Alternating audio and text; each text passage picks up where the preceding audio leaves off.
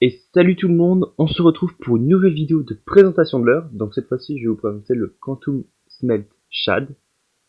Donc c'est un shad qui est disponible en à peu près toutes les tailles possibles. Ça va du 3 pouces jusqu'au... je sais plus combien de pouces c'est, mais c'est 20 centimètres je crois. Donc c'est c'est assez polyvalent. On peut très bien pêcher aussi bien de la perche, du sorn, du brochet que du silure. Donc c'est un shad qui va nager plutôt en récupération assez rapide. On voit bien que la caudale se met pas en action constitue une récupération assez lente, ou alors en faisant des tirées. Donc c'est pour ça que c'est assez intéressant sur le cendre quand on gratte le fond, c'est que le leurre va mettre en action sa caudale lors des montées et lors des descentes. Je pense que ça peut être un atout pour la pêche du cendre. J'ai jamais fait de cendre avec, j'ai fait que quelques brochets, dont un joli, je le mettrai d'ailleurs à la fin de la vidéo. Sinon, que dire de plus? Je trouve que ce leurre est assez réaliste, hein. On peut voir, il y a des petites nageoires, petite dorsale sur le dessus, tout.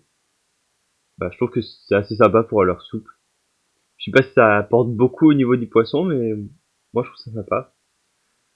Au niveau des coloris, ils sont assez riches en coloris. Il y a de quoi couvrir tout ce qui est possible, je pense. Euh, Moi, il y a deux coloris que je préfère, c'est comment on pourrait dire, le gris et vert qu'on a vu au début de la vidéo. Et aussi, il y a il a le corps jaune avec la queue orange. C'est vraiment les deux coloris que je préfère. C'est ceux avec lesquels je fais du poisson. Les autres, j'ai pas eu l'occasion, non. Bon, je pense qu'ils fonctionnent tout aussi bien, mais je préfère pêcher avec des couleurs flashy. Ça doit être surtout parce que je les utilise plus.